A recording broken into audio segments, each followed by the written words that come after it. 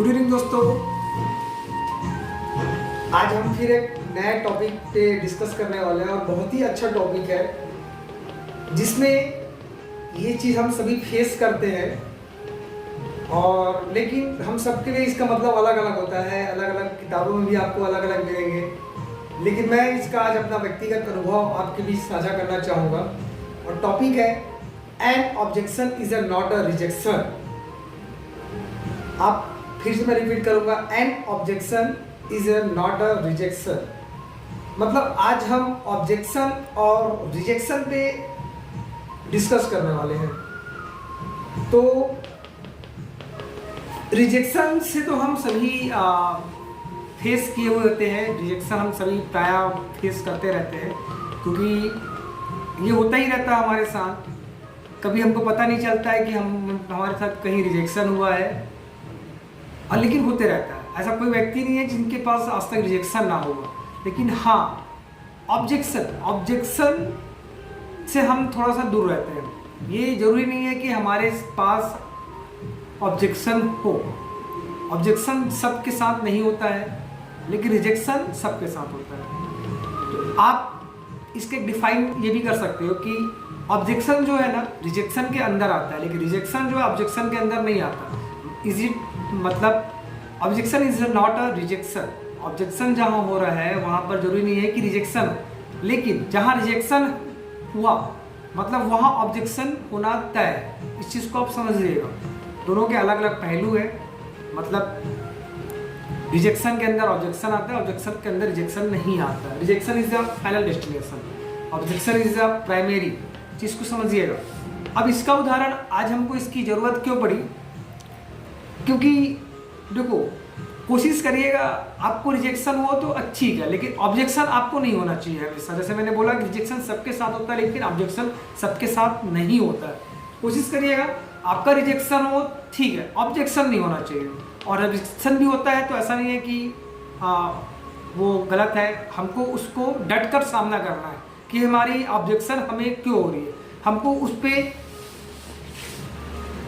सोचना है, विचारना है कि मेरा कहीं पर क्यों ऑब्जेक्शन मतलब मैं हिंदी में बताना चाहूँगा आपत्ति। मतलब आपकी चीज़ों में कोई व्यक्ति आपको आपत्ति कर रहा है, वो बोल रहा है कि आप सही नहीं हो, चाहे वो किसी प्रकार का हो सकता है। क्लाइंट और एक सर्विस प्रोवाइडर के साथ भी हो सकता है, मैनेजमेंट में कलीग्स और बॉस के साथ भी हो सकता है, मैनेजमेंट लेवल में भी हो सकता है। रिजेक्शन ऑब्जेक्शन ये सब जगह लागू होता है। इसको हम रोक ही नहीं सकते, ये होना तय है। ये जब तक नहीं होगा तब तक आगे कोई सीढ़ी आगे जा ही नहीं सकता। ये पार्ट ऑफ लाइफ है, ऑब्जेक्शन और रिजेक्शन होना। इससे हमें कभी घबराना नहीं है। अब देखो, जैसे हमारे काम पे हम लेते हैं, कई बार हमने देखा है कि कोई व्यक्ति, जैसे कि मैं एक सेल्स की बात करूं, चाहे वो नेटवर्क मार्केटिंग हो चाहे MLM हो, जो कॉलिंग करते हैं, कॉलिंग बेस्ड वेलकम कॉल या इन्विटेशन कॉल करते हैं, उनमें रिजेक्शन ज़्यादा देखा जाता है। कोई व्यक्ति एक दिन में अगर 100 कॉल अगर प्लान करता है तो उसमें उसका फिक्स है कि उसका 50 कॉल रिजेक्शन ही होगा। मतलब डायरेक्ट इग्नोर कर दिया जाएगा। 50 का 100% है तो होगा।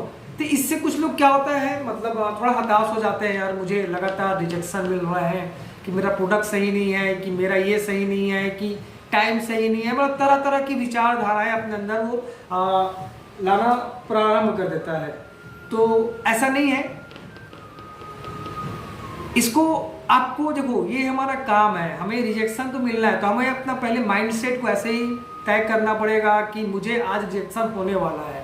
या तो माइंडसेट को आपको पहले से ऐसा सेट करना है कि मुझे आज रिजेक्शन होगा ही नहीं, मुझे सारे या तो ऑब्जेक्शंस मिलेंगे या तो मुझे पॉजिटिव मिलेंगे। या तो पहले माइंडसेट को ये तय करना है। अदरवाइज देखिए, रिजेक्शन मिलना तय है दोस्तों, तो आपको माइंडसेट को ऐसा तय करना पड़ेगा। अगर मैंने आज 100 कॉल किया है, करना है, तो मुझे 50 कॉल रिजेक्शन झेलने के तैयार। 50 के बाद बचे हुए 50 में 30 ऑब्जेक्शंस आएंगे। मतलब बोलेंगे आपने मुझे फोन क्यों किया, आपको मेरा नंबर कहाँ से मिला। ये एक ऑब्जेक्शन, आपत्ति व्यक्त कर रहा है, ये भी होना तय है। और उस बचे हुए 20 कॉल में हो सकते हैं कि 5 का स्विच ऑफ हो, 5 हो जो, या 2-3 बिजी हो। तो आपको 5 से 10 कॉल पे ही कॉलिंग होगी जिनसे आपको एक एप्रिसिएशन कॉलिंग हो। या ऐसा भी हो सकता है कि उस 100 कॉल में आपको एक भी एप्रिसिएशन कॉलिंग ना मिले, लेकिन इससे कोई हताश नहीं होना है। ये इट्स माई वर्क, ये मेरा काम है कि मुझे ऐसा करना है। हम कुछ गलत नहीं कर रहे हैं, ऐसा सभी लोग करते हैं। क्योंकि हम जब तक लोगों से कनेक्ट नहीं होंगे, हम उनके समस्याएं नहीं क्या है हम नहीं जानेंगे, तब तक हम उन तक कुछ चीज़ें पहुंचा नहीं सकते।